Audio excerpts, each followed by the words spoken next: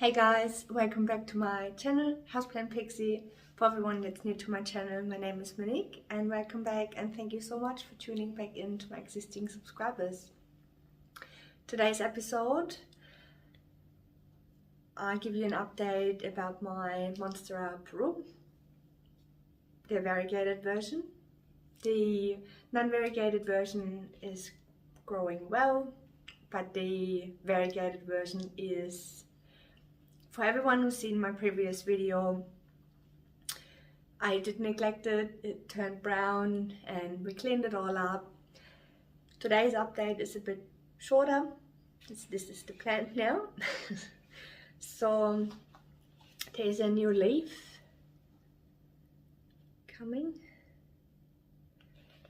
And I have to say, it's not the easiest to grow or the easiest to propagate. I was very disappointed. I think I had about 8 cuttings.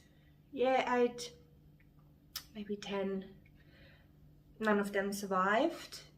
I think because they were highly variegated and it was a try and error. One leaf survived, which I haven't done an update. I just potted it up and gave it away, and then you think, oh my god, I didn't do an update. Here's the update. This is what the plants look like. We're gonna give it a little bit of a trellis today, and I'm just gonna keep it very short and sweet. So with your leaves, if they're so highly variegated and they turn brown, feel free to cut them. It's not a problem.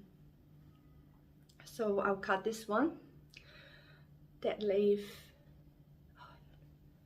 Look at the beautiful. I just love the 2 leaves that are there.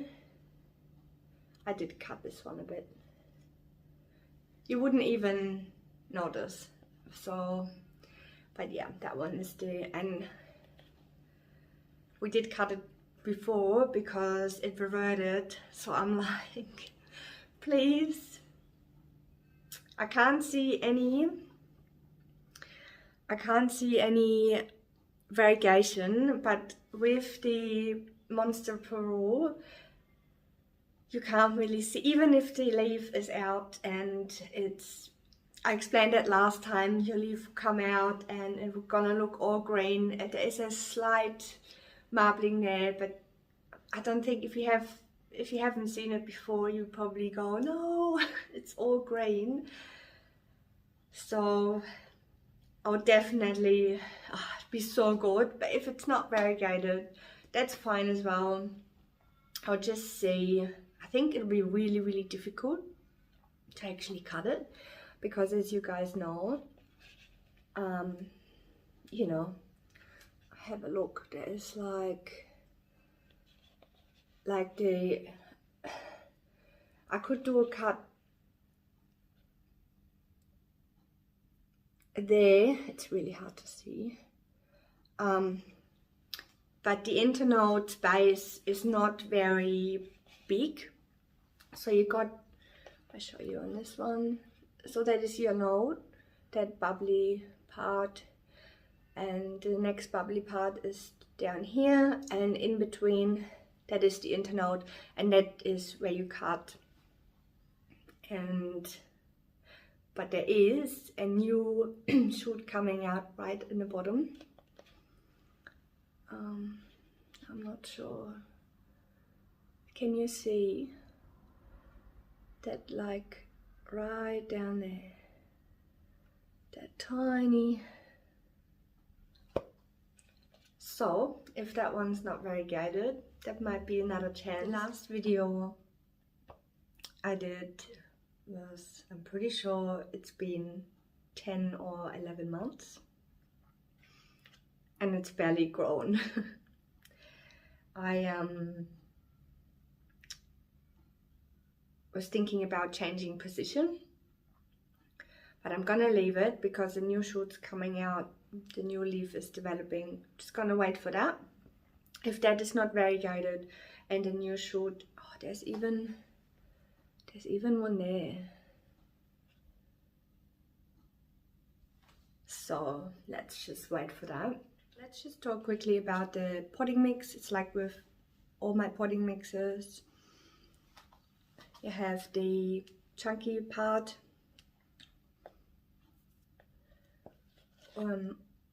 orchid mix. The white is the perlite premium potting mix, and I love to add a bit of horticultural charcoal. It will help with fungus gnats and any, it's just amazing stuff. I love it. The watering, make sure, I'm not sure if you can see that, that's just been watered. Make sure this dries out fully, because variegated plants, they will not like having water sitting in there. So I don't have a hole in this pot. Everything drains through here into that, and I usually don't tip the water out of the decorative pot, but with my variegated plants I do like to do it. You can also use a self-watering pot, then you have the reservoir where the water sits and it's not touching the roots as such. And I love this method because, say if that was a very big plant and it had some pest and I want to put it in my bathtub without drowning the whole plant, I just take it out, put it in the bathtub, and it just drains out the bottom, and then I put it back in a decorative pot. Some decorative pots, keep in mind, they're also really heavy. These are all lightweight, and I love the lightweight pots because it's just so easy. I move my plants a lot, and not at the moment, but makes it easier. Just keep it in mind if you get some pots. With your variegation, do not freak out if you have a leaf like that. Absolutely beautiful variegation, and then you have a green one. Always wait for the next one. Have a variegated monstera. One leaf is green, the next one highly variegated. I mean, if you love the variegation, it's a bit disappointing, and you can cut it later. It's just a hit and miss. It's also a bit of a gamble, so don't freak out. Always wait and see what happens. I think it's just so exciting to see what's coming up, and don't be disappointed if there is one green leaf in between. Just be aware. Let's cross our fingers that that one will give us a few more variegated leaves. I just want to put the trellis on. With a trellis, plants love to hold on to, especially the shingling plants. They just grow bigger leaves, and it's just fantastic. So we're just gonna put this trellis in. I probably won't tie it. I'm just gonna give it the support. And then if you really wanted to, you could put like a tie down the bottom. I won't bother. Just if you do put a tie around it, make sure it's a soft material and don't make it too tight, because you could have potentially have a shoot come out one of the nodes. So make sure your tie goes along the internode. That's the safest. The update, I hope you like it. Thank you so much guys for watching this video all the way to the end, and I'll see you next time. Until then, stay planty. Bye.